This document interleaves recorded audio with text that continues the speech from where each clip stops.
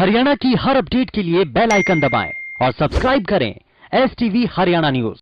नमस्कार, हरियाणा न्यूज देख रहे हैं आप और मैं हूं आपके साथ सोनिया सतानीता। कोरोना महामारी के बीच अब बर्ड फ्लू ने भी दस्तक दे दी है और जिसके बाद स्वास्थ्य विभाग के हाथ पांव फूले हुए हैं। पंचकूला में पोल्ट्री फार्मों में लाखों मुर्गियों की संदिग्ध मौत के बाद विभाग सतर्क है, तो हिमाचल प्रदेश, राजस्थान के साथ साथ चंडीगढ़ में भी अलर्ट जारी किया गया है। एक रिपोर्ट देखिए।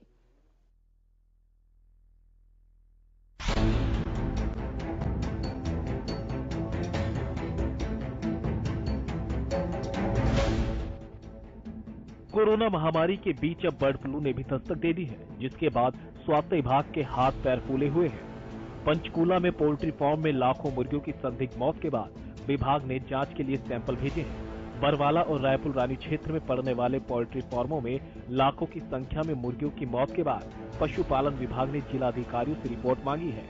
हालांकि रिपोर्ट आने के बाद ही पता चलेगा कि आखिर कौन से वायरस की वजह से मुर्गियों की मौत हो रही है। उधर देश में बर्ड फ्लू की पुष्टि के बाद पंचकूला के साथ लगते चंडीगढ़ में अलर्ट घोषित कर पक्षियों पर नजर रखने की तैयारी की गई है। राजस्थान, मध्य प्रदेश में दस्तक के बाद झारखंड, हिमाचल प्रदेश में इस वायरस को लेकर अलर्ट जारी किया गया। बर्ड फ्लू के नाम से पहचानी जाने वाली ये बीमारी एवियन इन्फ्लुएंजा वायरस H5N1 के कारण होती है, जिसकी चपेट में आकर पक्षी तो दम तोड़ते ही हैं, साथ ही ये इंसानों के लिए भी बेहद खतरनाक है। राजस्थान की राजधानी जयपुर में बर्ड फ्लू की दस्तक से अधिकारियों के भी हाथ पैर फूले हुए हैं। अब तक 245 कौओं की मौत हो चुकी है। वहीं हिमाचल प्रदेश के प्रसिद्ध पोंग डैम सेंचुरी में भी 1700 प्रवासी पक्षियों की संदिग्ध हालत में मौत हो गई, जिससे अधिकारियों की चिंताएं बढ़ गई है। आइए ग्राफिक्स के जरिए आपको बताते हैं कि बर्ड फ्लू के मुख्य क्या क्या लक्षण होते हैं।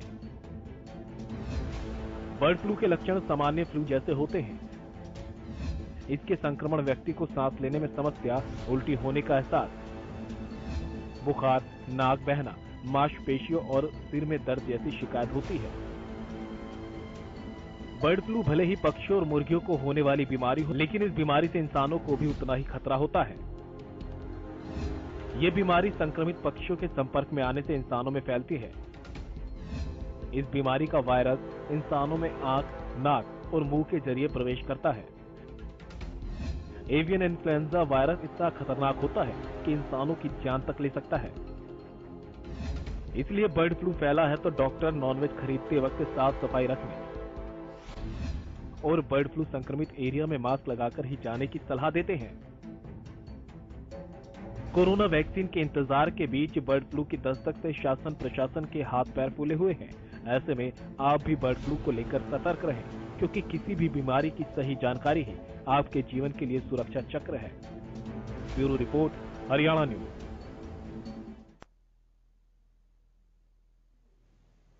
तो अभी कोरोना के बीच बर्ड फ्लू ने भी दस्तक दे दी है। ज्यादा जानकारी के लिए रुक कर देते संवाददाता उमंग शौरान की ओर, जो कि इस वक्त पंचकुला से हमारे साथ जुड़ चुकी हैं। उमंग, जरा बताएं कि कोरोना के बीच में यहाँ जिस तरह से बर्ड फ्लू ने दस्तक दी है, क्या कुछ अपडेट मिल रही है और किस तरह से स्वास्थ्य विभाग यहाँ अलर्ट मोड पर है? जी देखिए, पंचकुला में पोल्ट्री फार्मों में लाखों मुर्गियों के मरने से हड़कंप मचा है। गांव में दहशत का माहौल है। संदिग्ध हालत और संदिग्ध वायरस के चलते इन मुर्गियों की मौत हुई है, लेकिन बर्ड फ्लू की अभी पुष्टि औपचारिक तौर पर प्रशासन द्वारा नहीं की गई है। जो इसमें सैंपल हैं वो टेस्टिंग के लिए गए हैं, जिसकी रिपोर्ट अभी कल आनी बाकी है। कल रिपोर्ट आने के बाद ही ये साफ हो पाएगा ये बर्ड फ्लू के कारण इन लाखों मुर्गियों की मौत हुई है या किसी अन्य वायरस के चलते इनकी मौत हुई है। लेकिन इसमें प्रशासन की लापरवाही जरूर नजर आती है, क्योंकि पंचकुला के बरवाला रायपुरानी स्थित करीब 150 पोल्ट्री फार्म में लाखों मुर्गियां जो है वो मर गई। ये सिलसिला 1 महीने से चल रहा था, लेकिन शुरू में मरने की संख्या कम थी, तो ये माना जा रहा था कि सर्दियों के कारण मुर्गियां मर रही हैं, क्योंकि हर साल सर्दियों में इस तरह के मामले सामने आते हैं। लेकिन अब जब ये संख्या बढ़ गई है अचानक से, तो इस बात से कोई गुरेज नहीं है कि कोई वायरस का संक्रमण है, और जो अब हवा के माध्यम से दूसरे पोल्ट्री फार्म में भी फैल गया है और लाखों मुर्गियां मर गई हैं। लेकिन इस मामले में प्रशासन और पोल्ट्री फार्म संचालक लगातार इस बात को दबाते रहे, और अब जब गांव वाले दहशत में हैं और अभी ज्यादा मामला बड़ा हो गया, तब जाकर इसमें टेस्टिंग करवाई है, सैंपल भरवाए हैं। लेकिन अब उसकी रिपोर्ट आनी बाकी है। जी उमंग, इसी बीच जिस तरह से आपने बताया कि यहाँ गांव वाले दहशत में नजर आ रहे हैं, तो उनके स्वास्थ्य पर किसी तरह का असर पड़ा इस फ्लू से? देखिए, अभी तो स्वास्थ्य पर असर इसलिए नहीं देखने को मिल रहा क्योंकि गांव वाले जो है वो पहले ही मुर्गी और अंडे को लेकर परहेज कर रहे हैं। आपको ये बता दें कि मुर्गियों के संदिग्ध हालत में मरने के बाद अब वहां पर न केवल कीमतें बहुत गिर गई हैं, बल्कि लोगों ने कीमतें गिरने के बावजूद भी मुर्गी या जो मुर्गी के उत्पाद हैं, अंडा है, उनको खरीद नहीं रहे हैं, उसको खरीदने से परहेज कर रहे हैं। जी। इसी बीच अगर स्वास्थ्य विभाग की जिम्मेदारियों की बात करें तो क्या स्वास्थ्य विभाग मुस्तैद नजर आ रहा है, उमंग? देखिए, अब जब हड़कंप मचा है और बात फैली है तो पशुपालन विभाग ने जिला अधिकारियों से या प्रशासन से इसकी रिपोर्ट मांगी है ताकि पता लगा जा सके कि कितनी मुर्गियां अब तक मर चुकी हैं। वहीं उनकी टीम द्वारा आकर पोल्ट्री फार्मों में ब्लड और प्रैक्टिकल सैंपल भी जो है इनके लिए गए हैं। जी उमंग, बहुत शुक्रिया आपका तमाम जानकारी के लिए। तो इसी बीच कोरोना वायरस के बीच में देखिए बर्ड फ्लू ने भी दस्तक दे दी है और जिन क्षेत्रों में बर्ड फ्लू ने दस्तक दी है वहां पर अलर्ट भी जारी कर दिया गया है। इसी के साथ स्वास्थ्य विभाग की अगर मुस्तैदी की बात करें तो स्वास्थ्य विभाग भी क्षेत्रों में मुस्तैद नजर आ रहा है। अब सबसे बड़ा सवाल यही है कि वायरस के बीच में फ्लू पर किस तरह से नियंत्रण किया जाएगा, किस तरह से इस फ्लू को रोका जाएगा और क्या क्या हिदायतें जो है वो फिलहाल जो है प्रशासन की ओर से दी जानी चाहिए। इनको जानने के लिए, इस बारे में बात करने के लिए रुक कर लेते डॉक्टर पंकज वत्स की, जो कि इस वक्त हमारे साथ जुड़ चुके हैं और जो कि पूर्व निदेशक हैं स्वास्थ्य सेवाएं हरियाणा। डॉक्टर पंकज, बहुत स्वागत आपका हरियाणा न्यूज पर।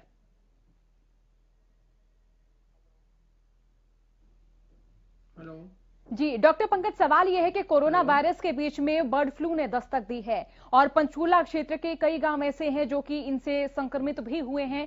तो ऐसे में वायरस और फ्लू के बीच में कितना अंतर है और प्रशासन की ओर से क्या कुछ किया जाना चाहिए?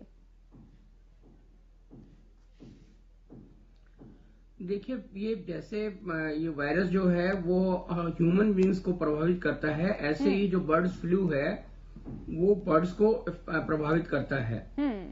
अब कोरोना वायरस को तो हम लोगों ने सोशल डिस्टेंसिंग करके और मास्क पहन के और हैंड सैनिटाइजर से बचाव किया, उससे तो हम बच गए। लेकिन ये बेचारे भोले भाले बर्ड्स तो ये काम नहीं कर सकते। उनको तो जब एक बार अगर बर्ड फ्लू वहां पर फैलता है तो मास डिस्ट्रक्शन होती है, बहुत ज्यादा बर्ड्स का लॉस होता है। तो स्वाभाविक रूप से ये एक बहुत बड़ी चिंता का विषय है कि शुरू में अगर मान लो जांच होती है, शुरू में अगर इसके बारे में पता लगता तो इसको रोका जा सकता था। लेकिन अब जैसा कि खबरें मिल रही हैं, सूचना मिल रही है, ये काफी संख्या में काफी तेजी के साथ ये कुछ एरियाज में काफी तेजी के साथ फैल चुका है। तो इसके बचाव के सारे साधन जो हैं वो अब डिस्ट्रिक्ट एडमिनिस्ट्रेशन को करने चाहिए, तुरंत इस पर कार्रवाई की जानी चाहिए। रिपोर्ट आने के बाद क्लैरिटी आ जाएगी कि ये फ्लू के कारण है या उनका कोई और कारण है। जी, इसी बीच नारायणगढ़ की ओर रुख कर लेते हैं जहां से हमारे संवाददाता जो है वो सरिता धीमान हमारे साथ जुड़ चुकी हैं। सरिता, आप भी अपने क्षेत्र की स्थिति से मुखातिब करें, बताएं कि इस वायरस के बीच में यहाँ जो बर्ड फ्लू का कहर है वो किस तरह से नजर आ रहा है? लगभग 1 माह पहले जो पोल्ट्री फार्म एरिया था, यहाँ से मुर्गियां काफी संख्या में मरने की सूचनाएं आई थी। लेकिन उस समय ये समझा जा रहा था कि ठंड का प्रकोप बढ़ रहा है, इस कारण से शायद मुर्गियां मर रही हैं। कई पोल्ट्री फार्म जो है वो खाली हो चुके थे। लेकिन अब कुछ दिनों से स्वास्थ्य विभाग द्वारा जो इनके सैंपल लिए जा रहे हैं एहतियात के तौर पे, तो अब देखना यही होगा कि अब क्या सूचना इस बारे में दी जाती है कि इनके मरने का कारण क्या रहा है। सरिता, यहाँ विभाग की ओर से आधिकारिक तौर पर बर्ड फ्लू की पुष्टि नहीं की गई है। ये नहीं कहा गया है आधिकारिक तौर पर कि जो पक्षी यहाँ पर मरे हैं, जिनको यहाँ आघात हुआ है, वो फ्लू के कारण ही हुआ है। जी नहीं, अभी तक ये कोई सूचना जारी नहीं की गई है। मैंने बताया जैसे कि 1 माह पहले जब ये मुर्गियां मरने की खबरें आई थी तो उस वक्त ये कहा जा रहा था कि शायद ठंड का प्रकोप जो है बढ़ गया है और जैसे कि फीड वगैरह में कोई दिक्कत आ जाती है, उस वजह से मुर्गियां मारी जा चुकी है। लेकिन जैसे कि अब बर्ड फ्लू की सूचनाएं जगह जगह से आ रही है तो एहतियात के तौर पर अब इनके सैंपल लेने शुरू कर दिए गए हैं। अब देखना है कि क्या इसके बारे में रिपोर्ट जारी करते हैं। इसी बीच जो पोल्ट्री फार्म है, जो उनके संचालक हैं, उन्हें किस तरह की हिदायतें दी गई हैं सरिता? जी, उनको इनसे बचाव रखने के लिए कहा गया है। जो भी पक्षी जो मारे जाते हैं उनके बारे में सूचना देने के लिए कहा गया है। जब भी कोई फ्लू आता है तो कहीं ना कहीं जो उनका असर है वो आम लोगों पर भी पड़ता है, खासतौर पर जो पक्षी हैं वो तो प्रभावित होते ही हैं, लेकिन कुछ ऐसी बीमारियां हैं जो कि इस फ्लू के कारण लगातार बढ़ती हुई नजर आती हैं, जो कि पहले से कई बीमारियों से संक्रमित होते हैं, उनका और ज्यादा संक्रमण होने का और ज्यादा बीमारियों का खतरा होने का डर रहता है। तो यहाँ पर जो आम लोग हैं, क्या उन्हें किसी तरह की समस्याएं हो रही हैं? जी बिल्कुल, जैसे ठंड के कारण जो लोग हैं चिकन और नॉन वेज की तरफ ज्यादा ध्यान देते हैं, जाहिर तौर पर उनके अंदर अब ये भय आने लगा है कि कहीं जो हम खा रहे हैं वो बर्ड फ्लू से संक्रमित पक्षी तो नहीं थे। ये डर जो है लोगों के मन में आ रहा है।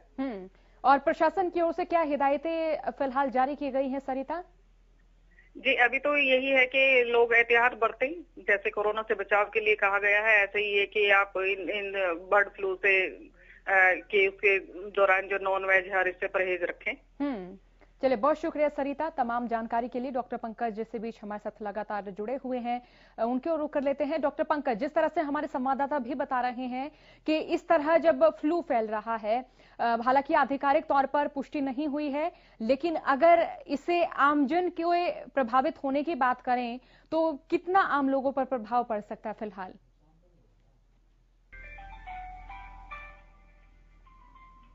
जी, तो तकनीकी खामियों के चलते डॉक्टर पंकज इस वक्त हमारे साथ नहीं जुड़ पाए हैं, लेकिन देखिए बर्ड फ्लू से इंसानों को भी खतरा है और इसके साथ ही कोरोना वायरस के बीच में बर्ड फ्लू ने दस्तक दी है। एक और जो है संक्रमण हमारे बीच में देखा जा रहा है और डॉक्टर पंकज हमारे साथ जुड़ चुके हैं। डॉक्टर पंकज, मेरा सवाल आपसे यह है कि जब इस तरह के फ्लू आते हैं तो किस किस तरह की जो हिदायतें हैं वो आम लोगों को जारी करनी चाहिए और प्रशासन को जो है वो क्या क्या सुझाव लोगों तक पहुंचानी चाहिए?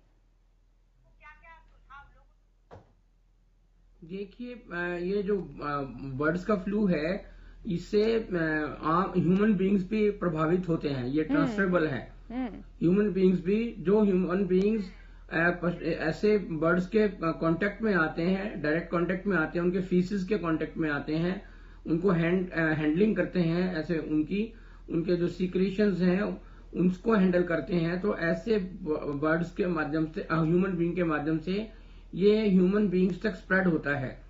इसलिए विशेष तौर पे जो पोल्ट्री फार्म्स में काम कर रहे हैं या इसको हैंडल करते हैं, उनको बहुत प्रिकॉशंस लेने की आवश्यकता है, क्योंकि उन तक ट्रांसफर होगा और उनके माध्यम से आम ह्यूमन बीइंग तक भी ट्रांसफर होगा। ये ठीक बात है कि अगर मान लो हम कुक्ड मीट खाते हैं, कुक्ड नॉनवेज लेते हैं, फुल्ली प्रॉपरली कुक्ड है, उससे तो नहीं फैलता है, लेकिन जब हैंडलिंग करते हुए अगर वो डायरेक्ट कांटेक्ट में आता है ह्यूमन बीइंग्स के, तो उन तक भी इसका प्रभाव पहुंच सकता है।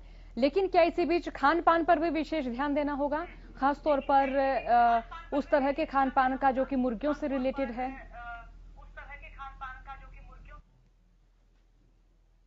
मुर्गियों से जो रिलेटेड है, अगर आप अंडे प्रॉपर तरीके से बॉयल करके और प्रॉपर तरीके से मीट फुल्ली कुकड अप करके अगर खाते हैं, चिकन वगैरह, तो कोई दिक्कत नहीं है, लेकिन उसको हैंडल करते हुए ये इन्फेक्शन आप तक पहुंच सकता है। तो हैंडलिंग जो है वो इसमें बहुत प्रिकॉशंस रखने वाली है। अगर आप हैंडलिंग प्रॉपर नहीं रखेंगे तो ये फिर ह्यूमन बीइंग्स तक प्रभावित करेगा, आपको प्रभावित करेगा। डॉक्टर पंकज, वायरस के बीच में इसलिए जहां पर ये पॉजिटिव मिल जाते हैं तो वहां पे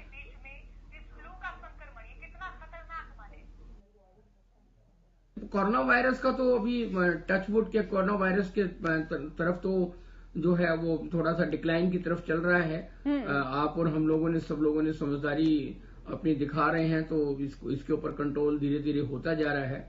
कहीं ना कहीं हार्ड इम्यूनिटी भी डेवलप हुई है। उसके बीच में ये चैलेंज जरूर है, लेकिन ये चैलेंज उन्हीं लोगों के प्रति है जो इस तरह के हैंडल करेंगे फिशेस को या उनको बर्ड्स को की हैंडलिंग जो करेंगे, उन्हीं में ज्यादा बढ़ने के खतरे हैं। आम व्यक्ति तक इसका पहुंचना स्वाभाविक रूप से संभव नहीं है। बिल्कुल, जैसे आपने बताया कि आम व्यक्ति तक इसका पहुंचना फिलहाल संभव नजर नहीं आ रहा। इसी में जो पोल्ट्री फार्म चला रहे हैं या जो इनके बीच में कामकाज कर रहे हैं, जो इस तरह के फार्म्स चला रहे हैं, उन संचालकों से क्या फैल सकता है ये फ्लू? क्योंकि वहां भी श्रमिक काम करते हैं, वहां भी जो है व्यक्तियों की कई तादाद जो है वो भी वहां पर नजर आती है। बिल्कुल बिल्कुल, उनके मैंने आपको बताया कि उनको जो भी हैंडल कर रहे हैं उनमें फैल सकता है। इसमें बिल्कुल नेचुरल, उनके माध्यम से फिर आम व्यक्ति तक भी पहुंच सकता है। इसलिए उनको इमीडिएटली अपने आप को आइसोलेट करना चाहिए और हैंडलिंग प्रॉपर तरीके से की जानी चाहिए इसकी, और उनको अपने आप को आइसोलेट भी करना चाहिए। मतलब आम व्यक्ति के अगर उनको कोई साइन सिम्टम्स आते हैं तो उनको आम व्यक्ति के कांटेक्ट को भी अवॉइड करना चाहिए उनको, ताकि स्प्रेड ना हो आम व्यक्ति तक। डॉक्टर पंकज, जब कोरोना वायरस का संक्रमण भारत में फैला, जब प्रूव हो चुका है था, तो तब आम लोगों तक तमाम जानकारियां पहुंचाई गई, किस तरह से कोरोना वायरस से बचा जा सके, किस तरह से संक्रमण को रोका जा सके। तो इसी बीच अगर फ्लू के बारे में बात करें तो इसके प्रारंभिक लक्षण किस तरह से होंगे, किस तरह से पता चलेगा कि कोई भी व्यक्ति जो कि यहाँ किसी भी पोल्ट्री फार्म में काम कर रहा हो या फिर कोई भी आम आदमी हो, वो फ्लू से संक्रमित हो रहा है या उसमें संक्रमण है? तो प्रारंभिक लक्षण क्या माने?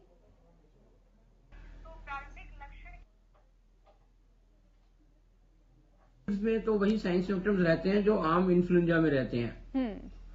इसलिए इसको डिमार्केट करना भी बहुत मुश्किल होगा। बहुत मतलब लगभग उसी तरह के साइन सिम्टम्स होते हैं जैसे आम जो भी और कोई दूसरा वायरस रहता है। इसमें रनिंग नोज रहता है, आपका बॉडी एक्स रहेंगी, फीवर होगा, वही सारे कॉमन इन्फ्लुएंजा की तरह ही साइन सिम्टम्स रहते हैं। बर्ड्स में इसको पहचानना मुश्किल होता है, इसलिए फिर उसके वो टेस्ट, उसके जो ब्लड टेस्ट या उसकी ऑटोप्सीज वगैरह करने के बाद पता लगता है कि वहां पे इन्फेक्शन है कि नहीं है। लेकिन ह्यूमन बीइंग्स में ये जैसे इन्फ्लुएंजा रहता है उसी तरह के साइन सिम्टम्स रहते हैं। और कांटेक्ट की हिस्ट्री बहुत इंपॉर्टेंट है। जैसे हम डिफरेंशिएट कर रहे थे कोरोना वायरस में और बाकी फ्लूज में, तो हम लोग ये कहते थे कि कांटेक्ट की हिस्ट्री बहुत इंपॉर्टेंट है, कि वो कांटेक्ट में ऐसे लोगों के कांटेक्ट में तो नहीं आया जो कोरोना से संक्रमित थे।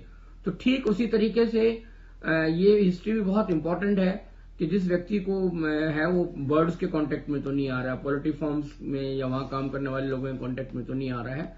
ये हिस्ट्री भी बहुत इंपॉर्टेंट है इस चीज के अंदर। डॉक्टर पंकज, जो फ्लू है जब वो शरीर में दस्तक देता है, जब शरीर में प्रवेश करता है, तो कब तक का वक्त माने कि कब तक वो पूरे शरीर में संक्रमण फैला देता है? और इसी बीच क्या कोई इस तरह का उपाय नहीं किया जा सकता कि जिससे जो फ्लू है वो खत्म किया जा सके?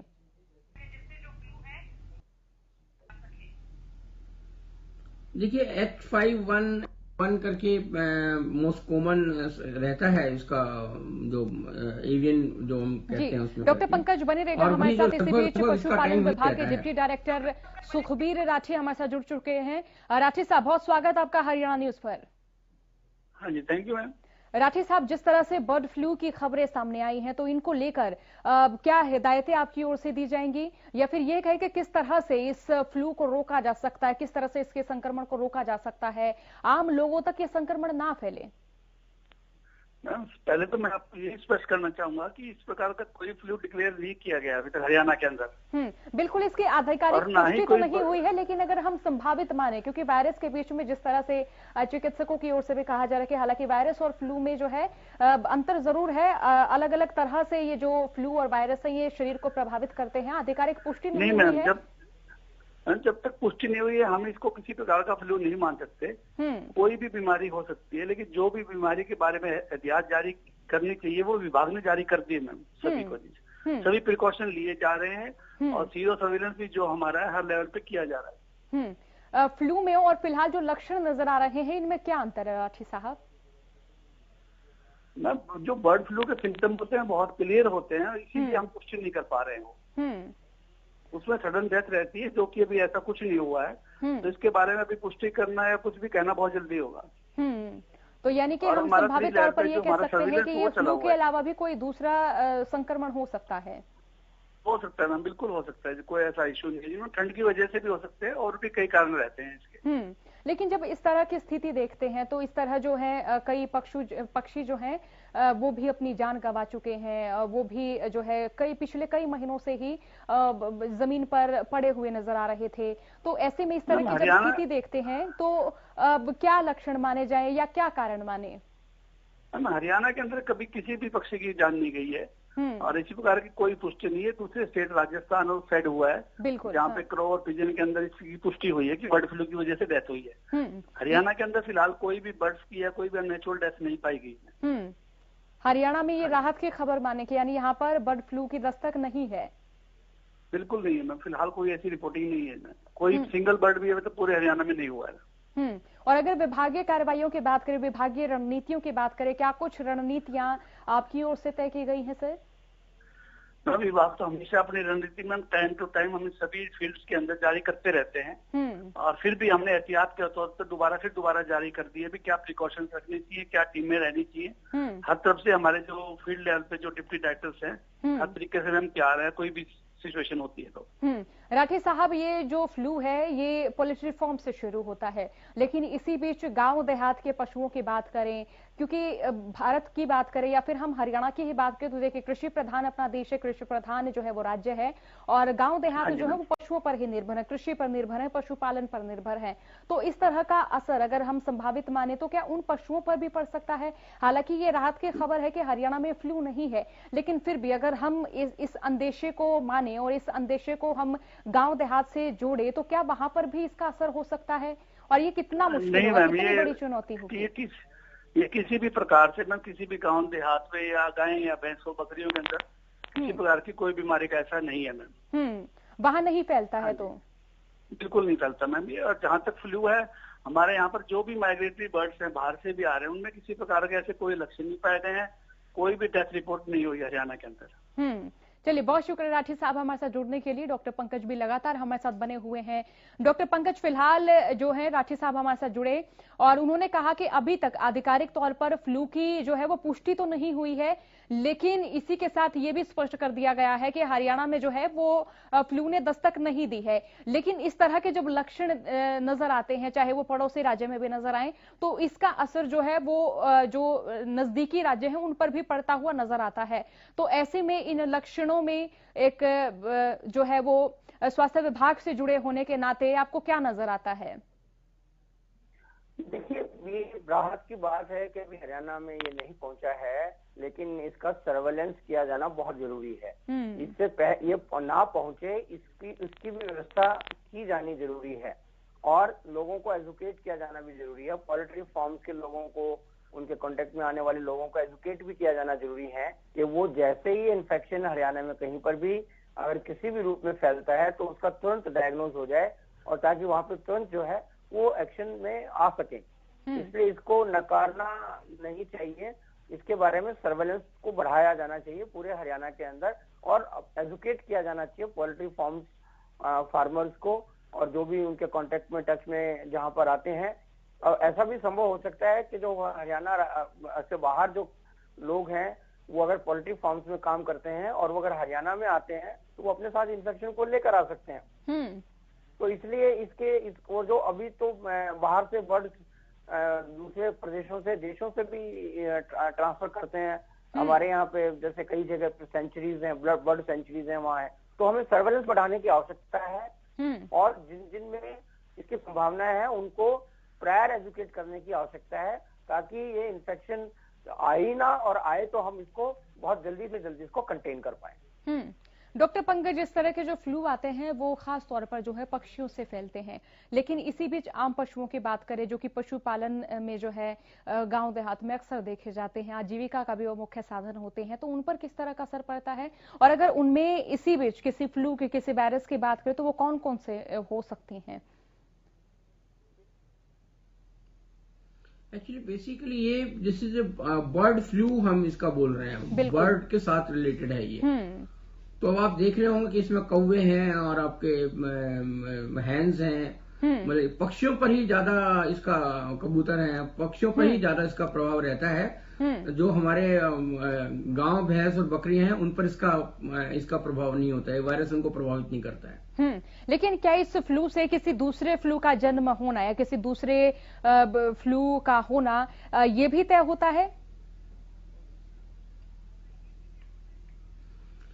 नहीं, ये एवियन फ्लू है, बहुत पहले से इसके बारे में जानकारी है। ये बीच बीच में म्यूटेट जरूर होता रहता है, लेकिन ये काफी पुराना H5N1 करके नाम से इसको नॉन वायरस है जो बर्ड्स के माध्यम से फैलता है, बर्ड्स में फैलता है। ये पहले से ही इंगित है, मतलब। और इससे उसी तरह के लक्षण वगैरह नजर आते हैं आपको जो फ्लू के अंदर आते हैं। आप इसमें कफ हो जाएगा, डायरिया के भी इसमें मिल जाते हैं, रेस्पिरेटरी डिफिकल्टीज भी होती है इसमें, फीवर कई बार फीवर चला जाता है 104 डिग्री तक, हेडेक्स होगा, मसल एक्स होंगी, मतलब मांसपेशियों में दर्द होगा, मैलेज होगा, नाक बहता है, गला खराब हो जाएगा। तो वही जो मोस्टली जो इन्फ्लुएंजा के साइंस एंड सिम्टम्स है वो इसमें भी स्पष्ट रूप से दिखाई देते हैं। बर्ड्स में मालूम नहीं होता, और बर्ड्स में बहुत सडन इसका प्रभाव हो जाता है, तो वहां पे सडन डेथ हो जाती है। जैसे उनको होता है तो बहुत तेजी के साथ उनको प्रभावित करता है, और उनकी सडन डेथ का भी कारण ये रहता है। जी, बहुत शुक्रिया डॉक्टर पंकज हमारे साथ जुड़ने के लिए। जी, बहुत बहुत शुक्रिया आपका। हालांकि हरियाणा में बर्ड फ्लू की जो दस्तक है उसकी आधिकारिक तौर पर पुष्टि नहीं हुई है। आधिकारिक तौर पर यह नहीं अभी तक बताया गया है कि हरियाणा में बर्ड फ्लू आ चुका है। इसी में जो तमाम हिदायतें हैं वो लगातार प्रशासन की ओर से दी जा रही है। पशुपालन विभाग भी सतर्क नजर आ रहा है, स्वास्थ्य विभाग भी अलर्ट नजर आ रहा है। फिलहाल के इतना ही, बने रहिए हरियाणा न्यूज।